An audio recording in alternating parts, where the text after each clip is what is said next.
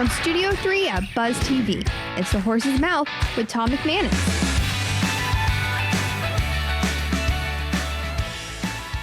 All right, welcome into another edition of The Horse's Mouth here. Tommy Max, of course, at my bar, where you get a chance to tell your story and have a libation or two, brought to our good friends at the Heritage Capital Group and Client-Focused Media. Coach Campo is here. We're going to talk a little financial planning, a little capital, a little strength and conditioning, and whatever else comes to mind. Let's welcome in the panel. Coach Dave Campo, former NFL head coach, is here. Hey, Coach, how you doing, man? I'm doing good. You're looking good. I'm excited. This part of the year is good for me because I get a chance not only to look at some draft picks, but I also get an opportunity to watch some game film and look at what guys are doing. So it's kind of fun to watch. Do you ever get out of analyzing football, Coach, Not or really. Football players? No. You do it till the day you die, right? This is great for me because, being with 1010XL, doing the sports radio and being on The Horse's Mouth, I get a chance to be around the game, but it's better for my stomach and my heart. Yeah, no doubt. I don't get into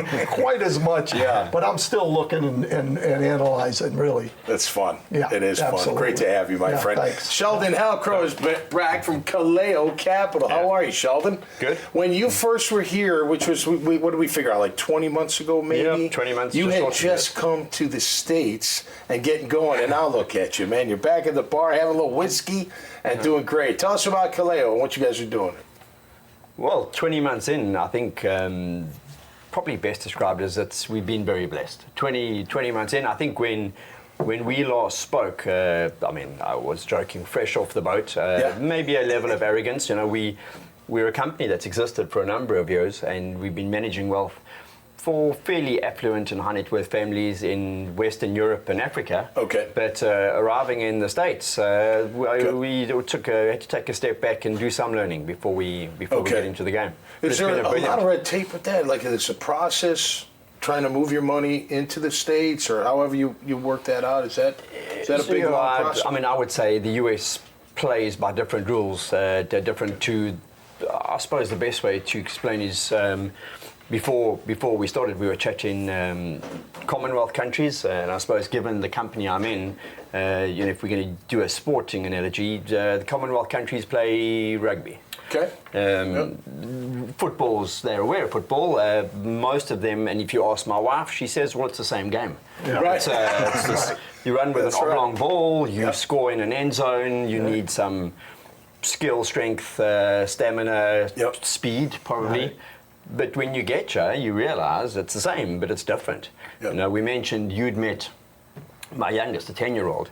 Yep. So when he got I said my advice to the boys was, probably best you want to get some game time and get on this pitch. You're going to have to just be patient and learn the rules. Right. And that's pretty much what we had to do as a business. So it's the same, but it's different.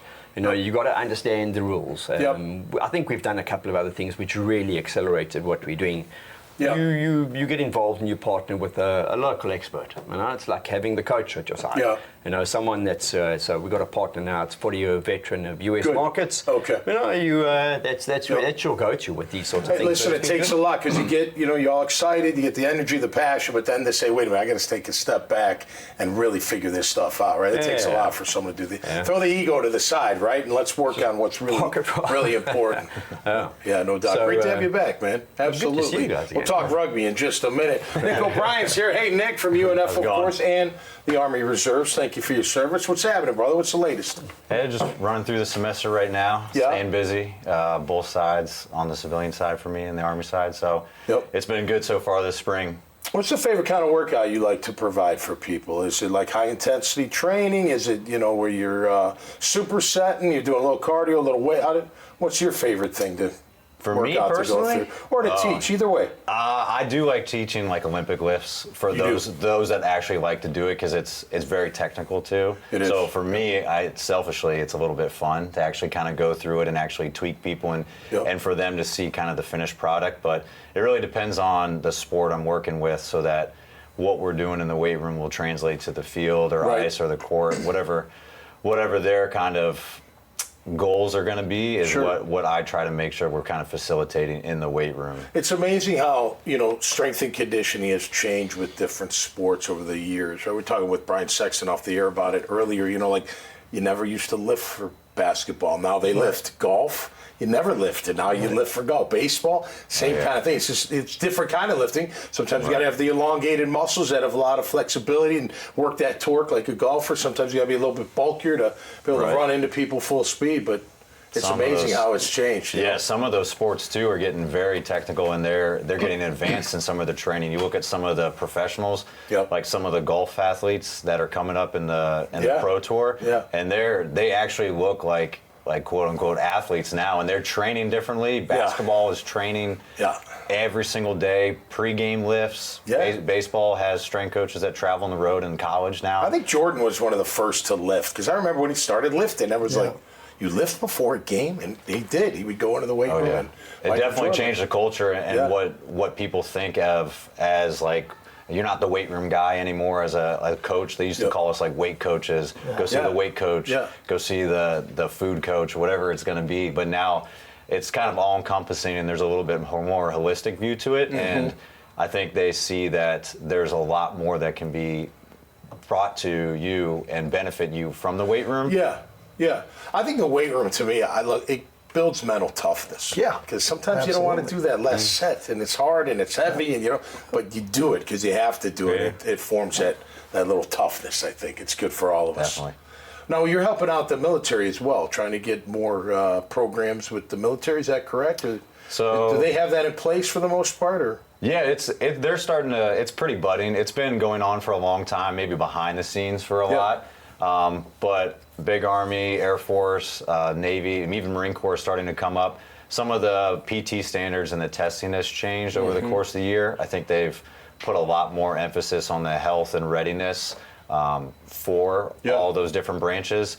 And lately, you're starting to see a lot more of those coaching positions pop up. And there's always been kind of those big Army and everything follows what Special Forces are doing because they kind of have a little bit longer leash. Sure. But now it's starting to branch off to everybody, and it's cool to see it start to disseminate to every single company across, including mine, where we have to do the PT tests, and some of the equipment and everything is becoming more accessible to us as well. Yeah, mind, body, and soul, Coach, right? Get them all. Sheldon, as we wrap up here, how can people find you, man? There's people that with a bunch of wealth looking to get some advisement. Maybe they're from out of the country, what have you. How can they find you? Best is just a website, kelliocapital-usa.com. Okay. Everything's there. Beautiful. Yeah. Thanks for coming back and sharing your story, man. Appreciate it, Nick. Thank you, Coach. Always a pleasure. Make sure you check out their profiles, this conversation, and many, many others. Just go to the dailynewsnetwork.com website to check it all out. Until next time, y'all stay safe out there and be cool. And we'll see you right here on The Horse's Mouth. Cheers. Cheers. The team at Heritage Capital Group is special because it's a collection of people across the spectrum. We have people who have been in the shoes of owners that are looking to buy and sell, and professionals that have executed transactions helping buy and sell companies for decades. I think when you talk to us, see what our experience is, see what our skills are, see the reach that we have, you'll be very happy with the recommendation.